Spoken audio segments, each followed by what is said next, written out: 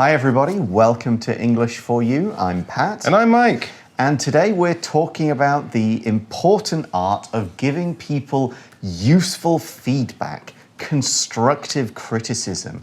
Now, why would you say it's important to do that? Well, people want to do better at what they're doing. So if we're working together as a group, or maybe if you're someone who's teaching other people, leading other people, have more experience than other people, and they're trying to learn and improve, of course, you can give them feedback. You can give them a criticism, some comments, some suggestions, so that what they do can be even better in the future. Yeah. Now, this isn't an easy thing to do, and it's not always easy to hear because nobody likes being told, like, your stuff was all right, but it could be a lot better. It wasn't that great. So people do find it very awkward, not just to hear this stuff, but to tell people, hey, you kind of need to do a bit better with this thing. This thing isn't as good as it could be.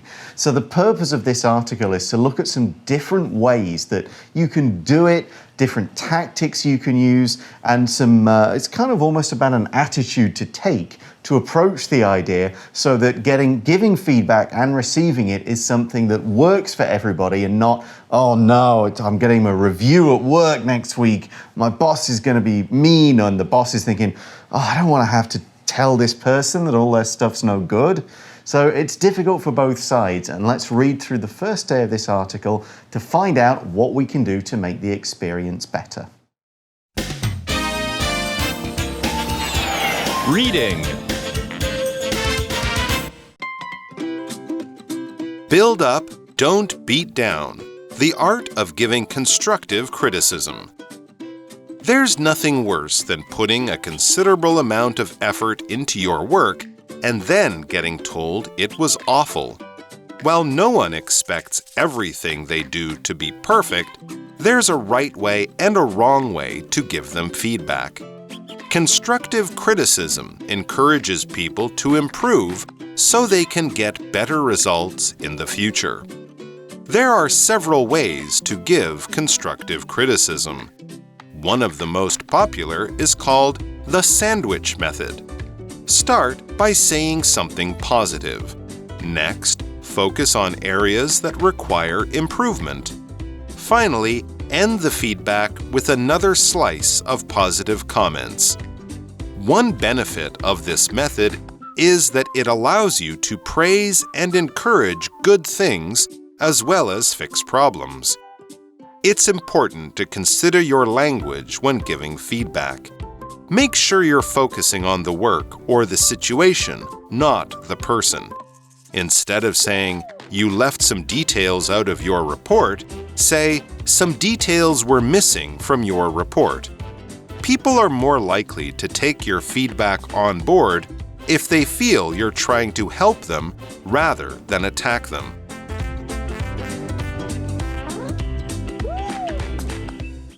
So the article starts by saying there's nothing worse than putting a considerable amount of effort into your work and then getting told it was awful.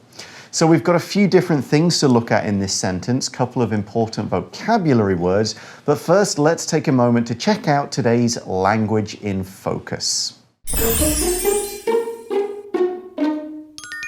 Today's language in focus is going to look at how we can use negatives to try and actually make an adjective or an idea seem stronger.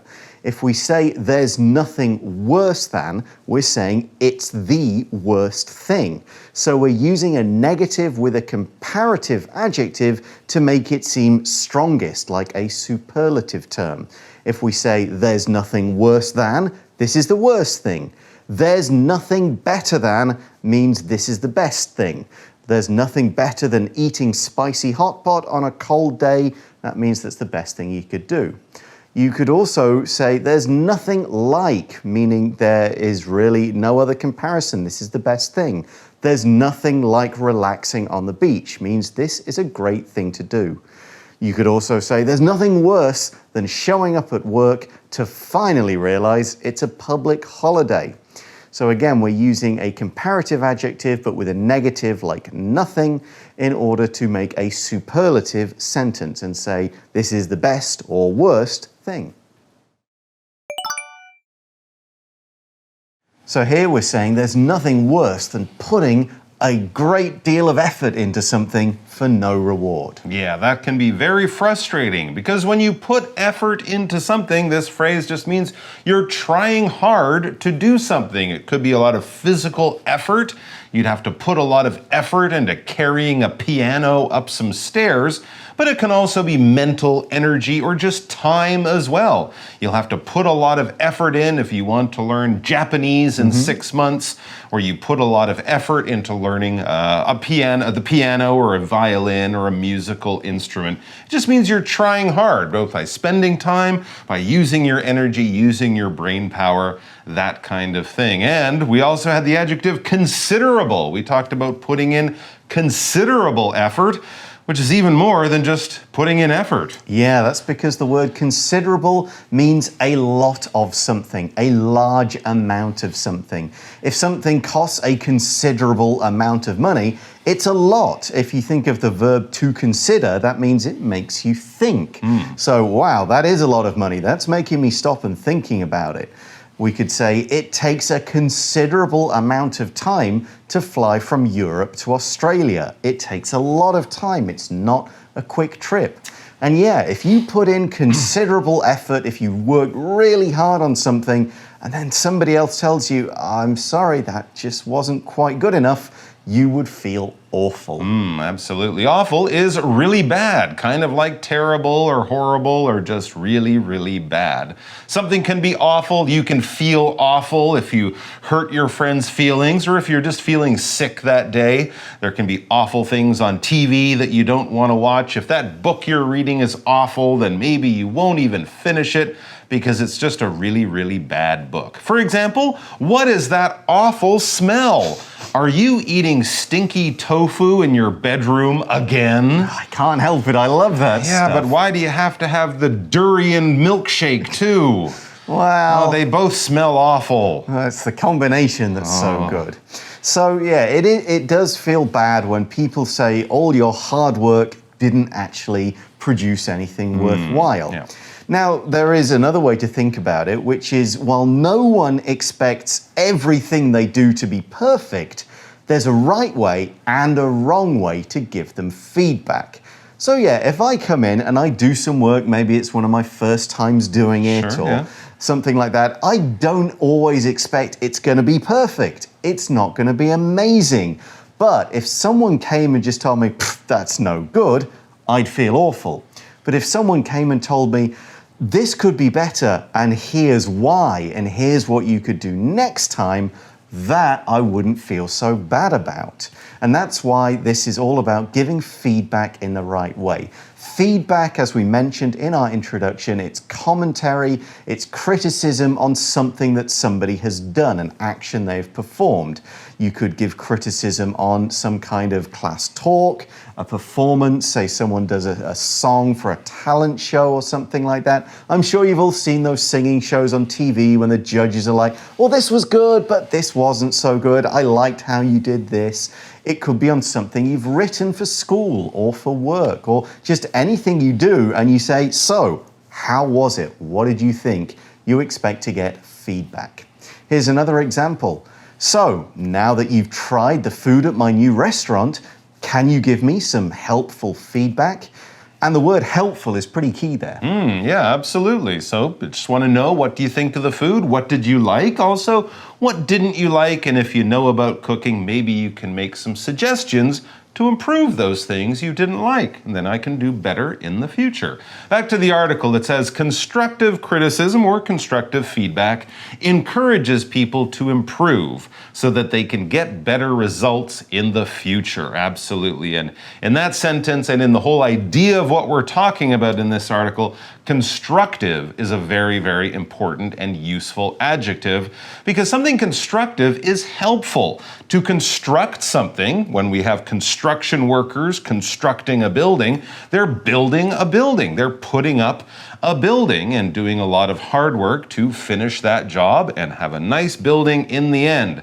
So constructive criticism will build up the person that you are telling the criticism too. You're not saying this is bad and you're terrible and you're never going to be good at this. You might say, to be honest, this wasn't very good. This is kind of bad, but here's what you can do. So if something is constructive, it's helpful, all right? It's going to give positive information and positive, good suggestions to improve in the future, to get better, and to do things like that so that everyone can finally have better results than they were maybe getting before. And of course, getting this constructive criticism from people with knowledge and wisdom and experience will set you on a good path without making a lot of other mistakes. So constructive criticism can be a great way to point you to future success. Yeah, I will note constructive doesn't have to mean all the feedback is positive. No. If someone just says, oh, it's great, it's brilliant, everything was lovely, it's nice to hear, but you may not learn a lot from it. So you can be constructive while still telling people negative things. As I said, this is not good, but here's how we can improve it. Yeah, destructive or completely negative criticism doesn't help anyone. You're just saying it's bad, but I'm not telling you why. But criticism as a noun, this is giving an opinion on something and looking at all of the different parts of it. If you were looking at a movie, you'd go, well, let's see, how was the music? How did the music work with the mood? How were the acting performances? Was the script good? Were there too many slow parts? So that kind of criticism doesn't have to be just negative. It's just, I'm going to look at everything, I'm going to give my opinion, maybe the benefit of my knowledge or experience, my education. Now, criticism can also mean just saying negative things about. I got a lot of criticism for the way I behaved. In those kind of circumstances, with that kind of context, we know it means negative things. All right, back to the article. There are several ways to give constructive criticism. So here are some of the things that you can do when you want to help someone to get better, but you also want to acknowledge and pay attention to the mistakes that were made. So what are some of the ways we can do this? Get people doing better without hurting their feelings and making them feel bad. That's key, of course. Well, one of the most popular is called the sandwich method. Okay?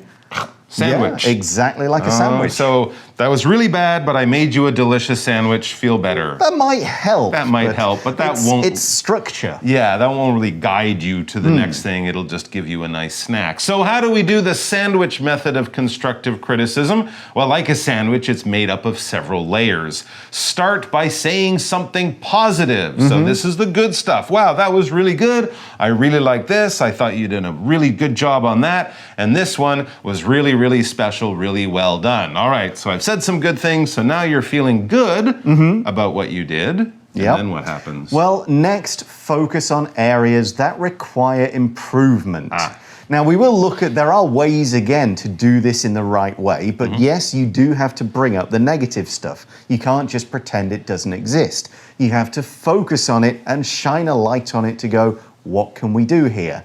To focus on simply means to concentrate on a particular area or detail. You're putting thought and effort into something, into doing something, going, all right, let's look at this and take the time to consider it. All right, so that's the middle part of the sandwich. That's the second layer in our sandwich. And then the beginning part and the last part, like in a sandwich, both of those are the bread. They're similar. So finally, this is the third layer, either the top or the bottom of your sandwich.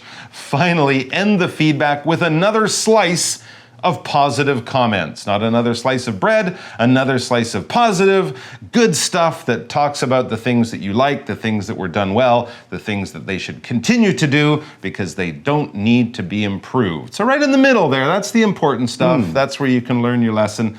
But of course, even if you make mistakes, I'm sure there are many other parts that were well done. And what is a slice? Well, a slice is a piece of something that has been cut off from a larger amount. Generally, when we think of slice, you might think of a large loaf of bread like you might buy from the bakery. But of course, if you're having breakfast or making a sandwich, you won't eat all of that bread, and you certainly won't eat it in one big loaf, one big piece like that. So you cut off a thin piece. That is a slice. Usually a slice is cut off a larger amount. Usually it's cut carefully. In the the case of bread, we cut it so it's not too fat, not too thin, and we might try to make it nice and even on both sides. In the same way, if you have a pizza or a pie or a cake, you cut slices of those. They'll be a different shape, but you cut them carefully so that you can have a smaller amount of something. And we can also talk about a slice as being a smaller amount of a bigger thing in other ways too.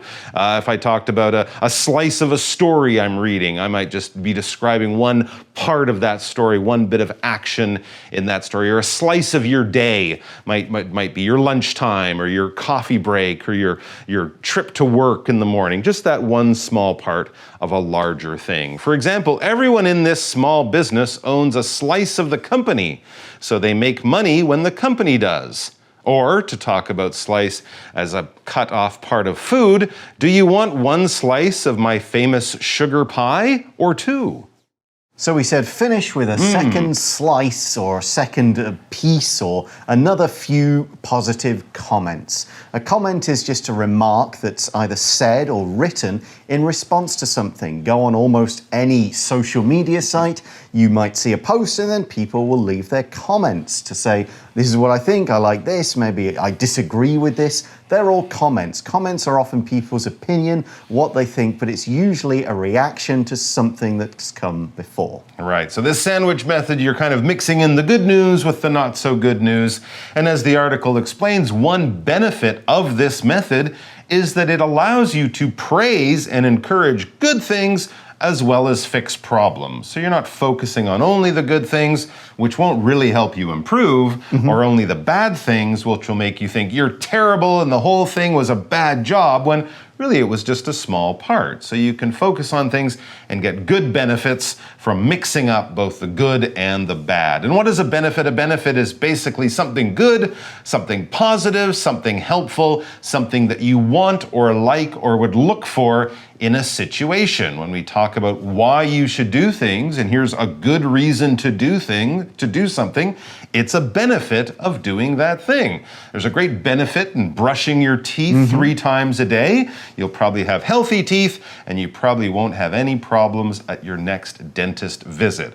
One of the opposite would be the negative. A negative of brushing your teeth, it takes a bit of time or something like that. But generally when we talk about benefits, we're talking about the good things in a situation or you can get from a situation. For example, there are many benefits in teaching children music at a young age. I think they showed that it improves their math scores and other things too. So that's a good thing that we would get from learning music. So we've still got to consider, you're giving people negative stuff, you've got to say the bad stuff. Yeah, sure. How do you do it in a way that'll help people learn and not make them feel too bad? The article says it's important to consider your language when giving feedback. All right, so you might want to give them bad news, but there are ways to give bad news that will hurt more than others. So make sure you're focusing on the work or the situation, not the person. So you're not criticizing the person just as a person, you're just focusing on what they're doing, the work that you're actually talking about. So the situation is a particular set of circumstances. When something happens in your day, that is a situation. It might be a very normal situation, like standing at the bus stop, waiting for the bus in the morning. That's a pretty common situation. But maybe on your way to the bus, you come across a very unusual situation. Maybe an old person has fallen down in the road and their shopping bag has spilled all over the street, and you have to go over and help them up and make sure they're okay, maybe call an ambulance. That would be an emergency situation, and for you, a very strange situation, probably a situation you would tell your friends about at the end of the day. So situations can come in all shapes and sizes. They can be serious, they can be funny, they can be very normal and kind of boring, but it's basically a bunch of different actions and things happening in a certain way at a certain time. For example, I really need your advice. What would you do in my situation? So this is kind of a complicated situation and not a situation I've been in before, which is why I need advice. So it's not about waiting at the bus stop. I don't need your advice about that situation. It's a shame, I have some things to say. Pull out my phone and I wait. So what do we mean when we say focus on the language and focus on the situation, not the person? Well, here's an example in the article.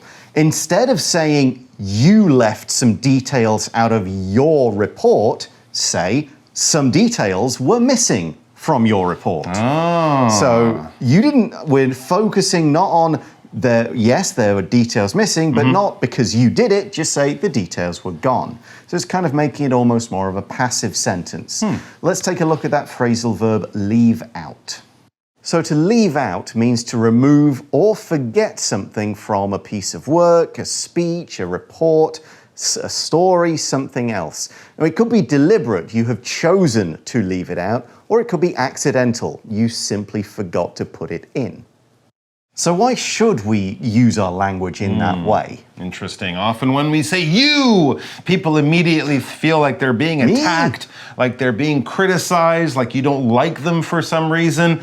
And then often they stop listening, right? It's like their shields go down. They're like, no, you just don't like me and are going to hurt my feelings and I'm not going to listen to what you're saying. So saying it in a calmer way that doesn't make the person feel like they're being attacked will make it much easier for them to listen and to try to understand what you're saying. As the article says, people are more likely to take your feedback on board or listen to it and try to understand it. Take your feedback on board if they feel you're trying to help them rather than attack them. Because no one likes to be attacked, even if you have good intentions, you're trying to give good advice. If they feel like they're being attacked, they probably won't take your advice on board so easily, and you could end up hurting their feelings and really damaging your relationship. Now, when we say take something on board, well, often when we see that phrase on board, we mean on a boat or on an airplane. The passengers will get on board at 10 o'clock, and it's the same kind of idea. You're just sort of accepting something in the same way that the passengers will find a place in the boat or on the airplane. We will find a place to understand or to listen to or to really try to get what you're telling us. So if someone says, I'm going to take that on board, it basically means I'm going to think about it and I'll try to accept it, I'll try to understand it, and I'll try to change myself in some small way to basically follow that advice. Okay, we've got a few more tips about giving and also about receiving feedback in part 2 of our article tomorrow. But right now, let's go to today's For You Chat question. You chat. So today's chat question is, how do you feel about giving feedback to others? I feel okay about it.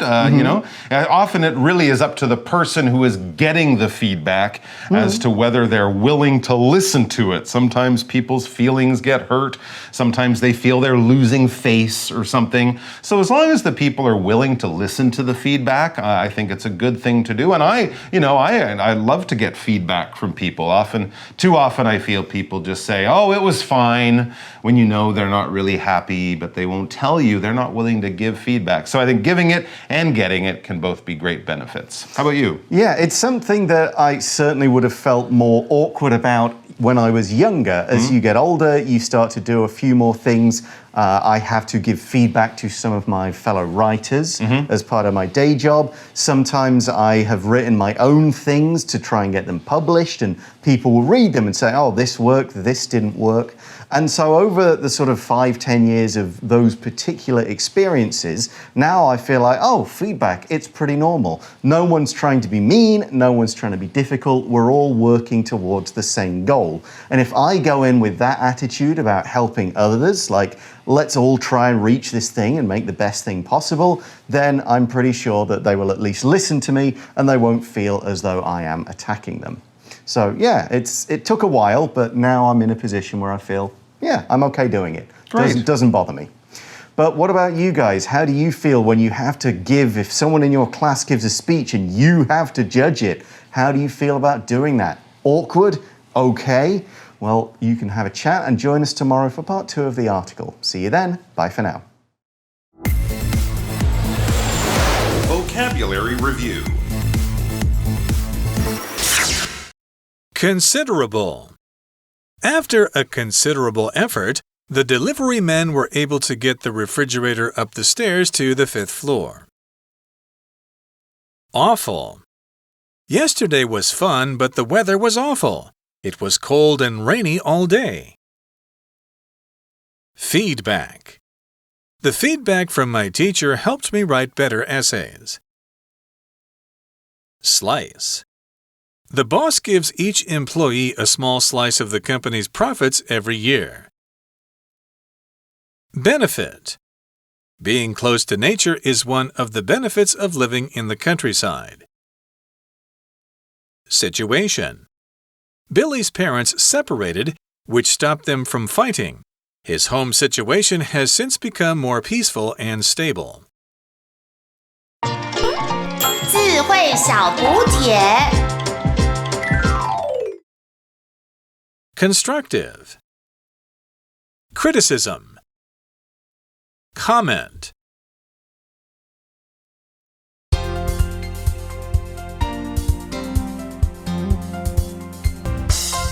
以上节目是由活用空中美语制作。活用空中美语杂志，请洽询全国各大书店。如欲索取试听教材，请来电02-2364-4000 02-2364-4000，或上网查询，网址是 www.english4u.net www.english4u.net